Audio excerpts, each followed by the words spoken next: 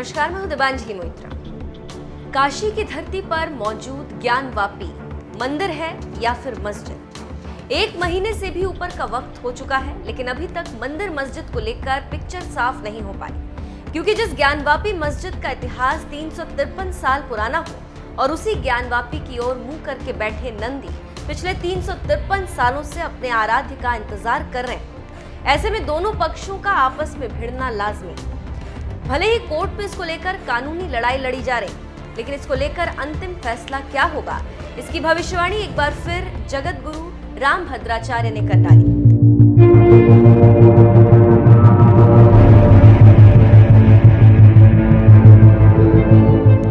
इस बार ज्ञानवापी को लेकर जगत गुरु रामभद्राचार्य ने एक ऐसा ऐलान किया जिसे दुनिया भविष्यवाणी के तौर पर ले रही। जी, दशकों पुराना ज्ञानवापी का मसला उस वक्त सुर्खियों में आया जब काशी की ही 5 महिलाओं ने कोर्ट का दरवाजा खटखटाया ताकि मस्जिद में मौजूद मां श्रृंगार गौरी की रोजाना पूजा हो सके। लेकिन किसे पता था कि यहाँ तो शक्ति संग शिव की भी प्राप्ति हो जाएगी। कोर्ट द्वारा सर्वे के आदेश देते ही ज्ञानवापी की भीतरी दुनिया से ऐसी चीजें निकलकर सामने आने लगी जिसने ज्ञानवापी के मंदिर होने के दावे को मजबूत कर दिया। वजू खाने से मिली पत्थर नुमा आकृति अगर हिंदुओं के लिए साक्षात भगवान शिव है, तो मुस्लिमों के लिए किसी फव्वारे से कम नहीं। वजू खाने में मौजूद शिवलिंग, पश्चिमी दीवार पर त्रिशूल के चिन्ह, नमाज अदा करने वाली जगह पर ओम और स्वास्तिक के चिन्ह, इन्हीं सबूतों के आधार पर हिंदू पक्ष ज्ञानवापी के मंदिर होने की बात कह रहा है, जिसे मुस्लिम पक्ष डे 1 से नकार रहा है। ज्ञानवापी को लेकर फैसला जब आएगा तब आएगा, लेकिन संत समाज की आवाज उठी है कि जब फैसला आने तक ज्ञानवापी में नमाज पढ़ी जा सकती है, तो फिर पूजा क्यों नहीं हो सकती। इन सब के बीच चित्रकूट की धरती पर एक ऐसी भविष्यवाणी सामने आई जिसने एक बार फिर ज्ञानवापी को मंदिर मानने वालों की उम्मीदें जगाई। इस बार जगत गुरु रामभद्राचार्य ने न सिर्फ ज्ञानवापी को लेकर बल्कि देश के प्रधानमंत्री नरेंद्र मोदी को लेकर बड़ी भविष्यवाणी की। हम उन्हीं स्वामी रामभद्राचार्य की बात कर रहे हैं जिन्होंने अयोध्या मामले में एक निर्णायक भूमिका निभाई, जिन्होंने कोर्ट के सामने 437 प्रमाण अयोध्या में राम मंदिर की मौजूदगी के दिए थे। तब जाकर कोर्ट ने राम मंदिर निर्माण को हरी झंडी दिखाई और आज देखिए राम की नगरी अयोध्या में उनके मंदिर को भव्यता का रूप दिया जा रहा है। विवादित स्थल पर श्री राम जन्मभूमि होने के पक्ष में इन्होंने शास्त्रों से ऐसे प्रमाण दिए जिसके आगे विपक्ष की कोई दलील नहीं चल पाई। राम मंदिर को लेकर किस प्रकार भौतिक आंखों के बगैर स्वामी रामभद्राचार्य ने कानूनी लड़ाई लड़ी, वो भी हम आपको बताएंगे। लेकिन पहले आपका ये जानना जरूरी है कि इस बार पीएम मोदी और ज्ञानवापी को लेकर उन्होंने क्या ऐलान किया है। स्वामी रामभद्राचार्य का कहना है, शिवलिंग की तरफ मुंह करके बैठे हुए हैं नंदी जी, उनकी तपस्या सफल हुई। सर्वेक्षण करवाया गया, सर्वे कमेटी ने सर्वेक्षण किया, 12-13 राक्षस विरोध कर रहे थे, कोर्ट ने डंडे लगाए, 1500 जवानों को तैनात किया गया। 3 दिन तक सर्वेक्षण चला, प्रतिदिन 6-6 घंटे चलता था। अंतिम सर्वेक्षण में 9 घंटे चला। ज्ञानवापी के कुएं से 12 फीट और 8 इंच लंबे और 4 फीट चौड़े शिवलिंग की वहां प्राप्ति हुई। इससे हम लोग बहुत प्रसन्न हैं। हमने कहा भी था कि अक्षरों के क्रम में चलेंगे। अ से अयोध्या ले लिया, अब क यानी काशी भी लेंगे और फिर म यानी मथुरा भी लेंगे।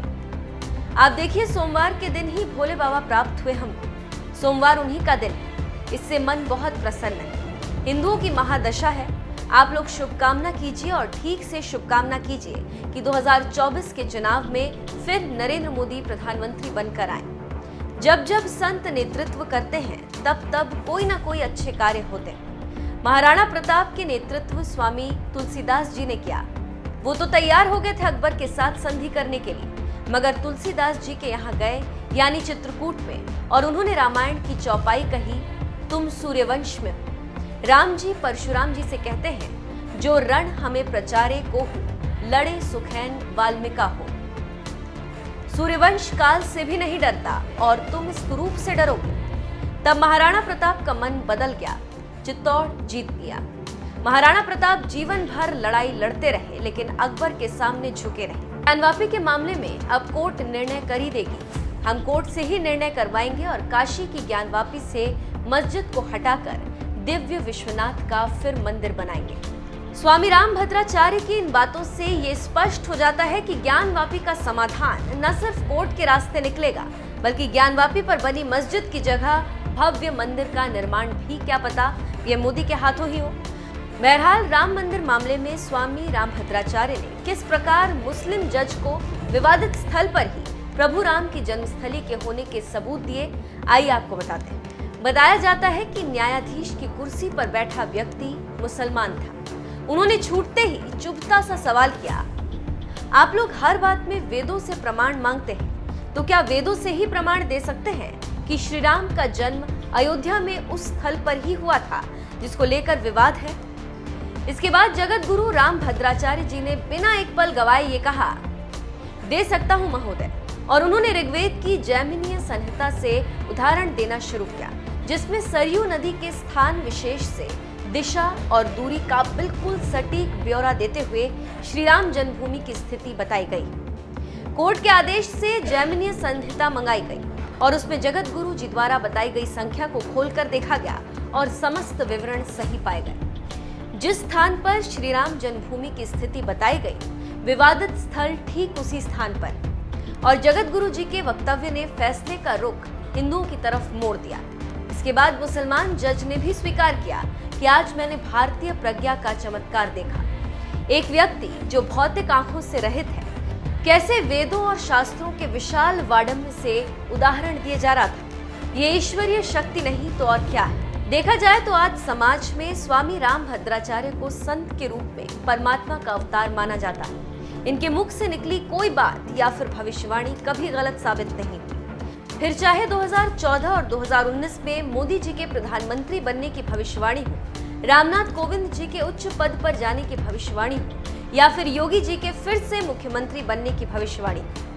फिलहाल ज्ञानवापी और पीएम मोदी को लेकर इनकी भविष्यवाणी में आप लोगों को कितनी सच्चाई नजर आती है, प्लीज कमेंट करके हमें जरूर बताइए।